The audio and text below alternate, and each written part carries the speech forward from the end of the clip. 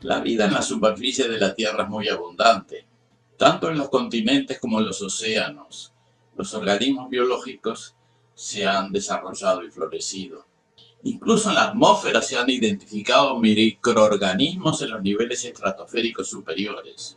Otro ámbito biológico que se ha reconocido durante las últimas décadas es el subterráneo. En el fondo de pozos, cuevas y galerías de minas se puede encontrar una gran cantidad de microorganismos, sobre todo bacterias, que confirman la extraordinaria capacidad de adaptación de los seres vivos.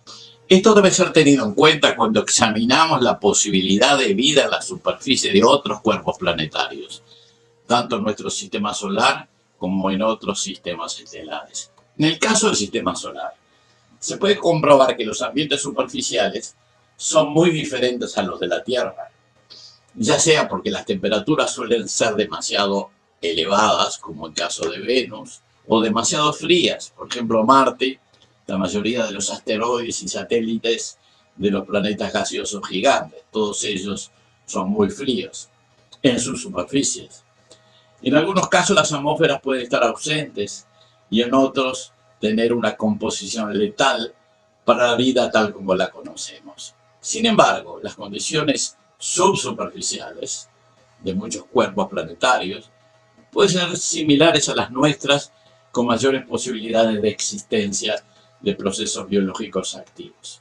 La relación entre la presión y la temperatura con la profundidad es por supuesto diferente, pero las posibilidades de que la vida se haya desarrollado a cierta profundidad pueden no ser muy diferentes que las de la Tierra.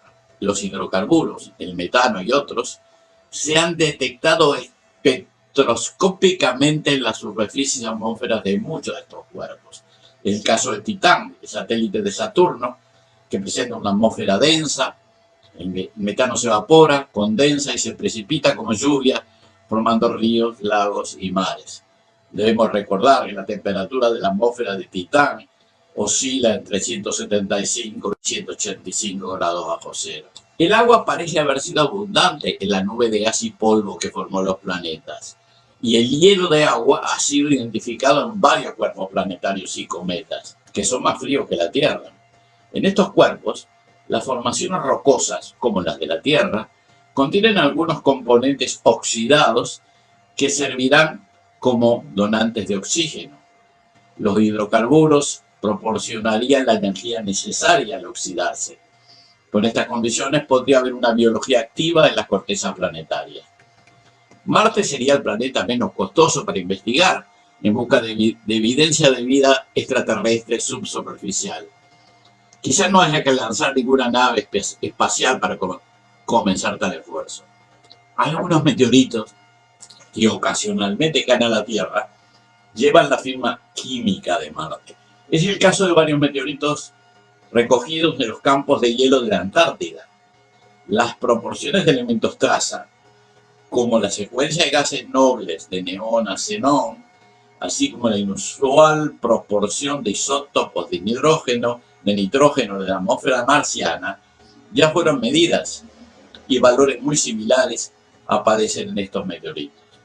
Parece muy poco probable que los restos de cualquier otro cuerpo puedan coincidir tan exactamente con estas composiciones.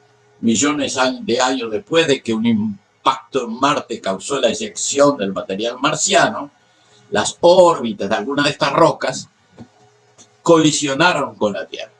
En 1996, uno de estos meteoritos, denominado ALH 84001, arrojó una fuerte evidencia de que la roca había sido alterada por la vida microbiana mientras todavía estaba en el planeta original. Podemos extender este razonamiento aún más.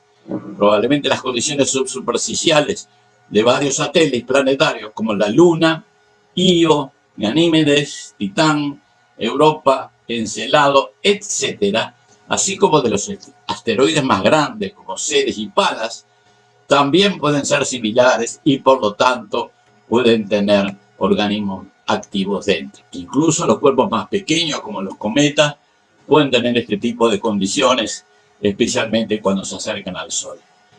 Una conclusión final es que estos ambientes subterráneos profundos probablemente existen en muchos planetas, tal vez en la mayoría de los planetas de la galaxia. Con respecto a estos pensamientos, vale la pena recordar la expresión del famoso astrónomo Fred Hoyle cuando dijo: la vida es una propiedad de la materia. Fred Hoyle tenía fundadas razones para decir lo que dijo y pensar lo que pensaba. En la década de los 70 y principios de los 80, varios científicos que trabajaban en su laboratorio de astrofísica de Cardiff recogieron un dato astronómico que era difícil de creer. Cuando Chandra Wickramasinghe y más tarde Sirwan Al-Mufti, trabajando bajo la supervisión de Hoyle, estudiaron la composición de los polvos interestelares, llegaron a la conclusión que las partículas estaban constituidas en gran medida por polímeros orgánicos, cuyos espectros de absorción luminosa se revelaban muy similares, casi idénticos, a los que producían las esporas de bacterias desecadas. El polvo interestelar estaba hecho de bacterias. Los trabajos que reportan los hallazgos fueron publicados en varios años, 74, en varias revistas y artículos, en el 77, en el 82, etc. A pesar de que la información había sido rigurosamente obtenida, analizada e interpretada, la comunidad científica internacional decidió rechazarlas sin ninguna duda estas nuevas revelaciones. No era posible que hubiera bacterias en el espacio sideral. Ellas no sobrevivirían en el espacio, no resistían el intenso frío del espacio. Las bacterias solo existían en la Tierra como producto de una evolución propia de nuestro planeta. Era imposible. Hoyle y sus colaboradores estaban locos. No sabían lo que decían. Ese gran científico que era Fred Hoyle había perdido la cabeza. Las razones del negacionismo eran imaginables. De ser ciertas las alegaciones de Hoyle, Wickramasinghe y Al-Mufti, se derrumbaría el paradigma reinante. Habría que reescribir los libros de ciencia. Otra vez, como había ocurrido tantas veces en la historia de la ciencia y de la humanidad, se decretó que los nuevos datos eran inadmisibles, inapropiadamente obtenidos y o malinterpretados. Pasaron algunos años, la nueva información que se recogió durante las 2 décadas siguientes parecía confirmar la hipótesis del polvo interestelar bacteriano, meteoritos con restos de bacterias fosilizadas, múltiples pruebas acerca de la resistencia a las esporas, algunas bacterias contenidas en el aparato digestivo de abejas fosilizadas en ámbar fueron vueltas a la vida luego de 25 millones de años. Se sabe que hubieron bacterias terrestres que resistieron casi 3 años en el ambiente inhóspito lunar y fueron traídas de regreso a la Tierra por una sonda rusa en la década de 1960. Se han encontrado bacterias viables a gran altura, en la estratosfera, y recientemente la sonda Stardust registró polímeros orgánicos que parecen bacterianos en pleno espacio interplanetario. Resulta cada vez más difícil contradecir las evidencias.